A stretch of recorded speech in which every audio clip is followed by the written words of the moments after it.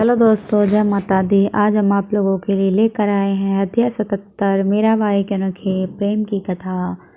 आशा करती हूँ आप लोगों को बहुत अच्छी लगेगी। अगर अच्छी लगे तो लाइक शेयर ज़रूर करें, सब्सक्राइब ज़रूर करें, बेल आइकन जरूर दबाएँ, जिससे आपको अगली कथाएँ सबसे पहले आपके पास आ जाएंगे। तो चलिए शुरू करते हैं।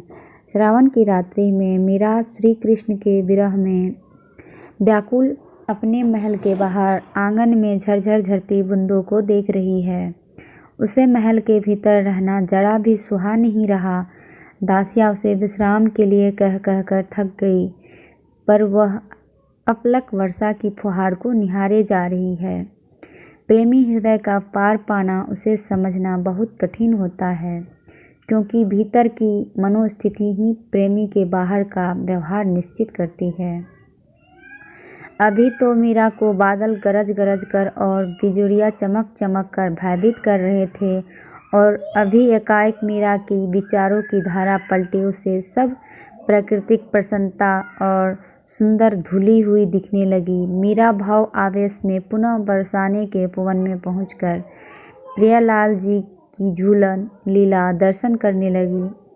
कदम की शाखा पर अति सुसज्जित रेशम की डोरी से सुंदर झूला पड़ा हुआ है।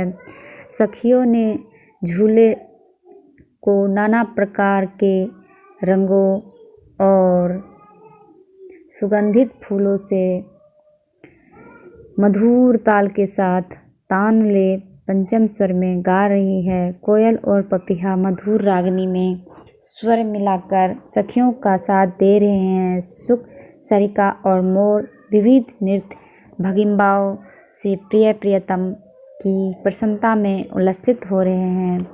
हे सखी, ऐसी दिव्य युगल जोड़ी के चरणों में मेरा मन बलिहारी हो रहा है।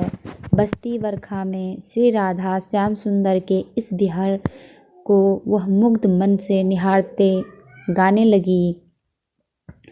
आयो सावन अधिक सुहावना, वन में बोलन लागो मोर, उमड़ घुमड़ कर करी बंदरिया, बरस रही चसु और अमुआ की डारी बोले कोयलिया, करे पपीहारा शोर, चंपा जूही बेला चमेली, गमक रही चाहू ओर, निर्मल नीर बहाय यमुना को, शीतल पवन झकोर, वृंदावन में खेल करत है राधे नंद किशोर।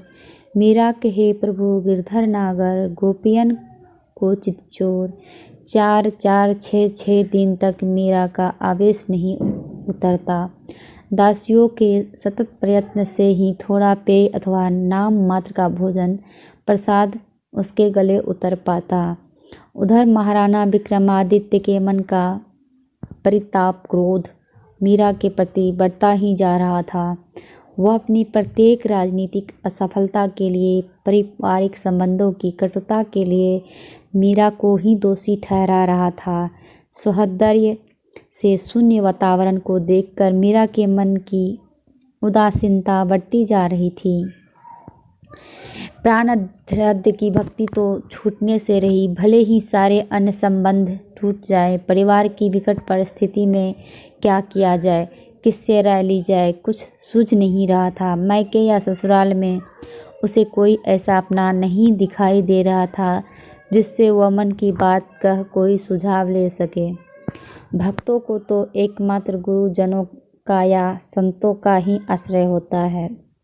मीरा ने कुछ ही दिन पहले राम भक्त गोस्वामी तुलसीदास जी की भक्ति महिमा और यश चर्चा के बारे में सुना था। एक भक्त की स्थिति को एक भक्त या संत ही सही समझ सकता है। अपरिचित होते ही भी दो भक्तों में एक रुचि होने से एक अलौकिक अपनत्व का संबंध रहता है। सो मीरा ने उससे पथ प्रदर्शन के आशय से अपने हृदय की दुविधा को पत्र में लिख भेजा। श्री तुलसी कुलभूषण दूषण हरण गुसाई, 12 बार प्रणाम करूँ अब हरहु शोक समुदाय। घर के स्वजन हमारे जेते सबन उपाधि बढ़ाई, साधु संग अरु भजन करत मोहि देत कलेश समाई। बालपन में मीरा किन्हीं गिरधर लाल मिताई, सो तो अब छूटत नहीं क्यों हूँ लगी लगन बरी आई। मेरो मात पिता सम तुम हो, हरि भक्तन सुखदाई। मैं को कहाँ उचित करी वो, अब सो लिखियो समुझाई।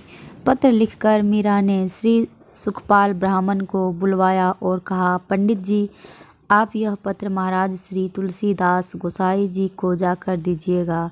उनसे हाथ जोड़कर मेरी ओर से विनती कर कहिएगा कि मैं पिता सम्मान कर मैंने उनसे राय पूछी है, अतः मेरे लिए जो उचित लगे सो आदेश दीजिए। बचपन से ही भक्ति की जो लो जगी है सो तो अब कैसे छूट पाएगी, वह तो अब प्राणों के साथ ही जाएगी। भक्ति के प्राण सत्संग है और घर के लोग सत्संग के बैरी हैं। संतों के साथ मेरा उठना बैठना, गाना नाचना और बात करना उन्हें घोर कलंक के समान लगता है। नित्य ही मुझे क्लेश देने के लिए नए नए उपाय ढूंढते रहते हैं। स्त्री का धर्म है कि घर नहीं छोड़े, शील न छोड़े, अनिति न करे। उनके विचार के अनुसार मैंने घर के अतिरिक्त सब कुछ छोड़ दिया है। अब आप हुक्म करें कि मेरे लिए करणीय क्या है। मेरे निवेदन को सुनकर वे जो कहे वह उत्तर लेकर आप शीघ्र पधारने की कृपा करें। मैं पथ जोहती रहूँगी। इससे आगे हम आपको कथा अध्याय 78 में देंगे। तब तक के लिए धन्यवाद। जय माता दी।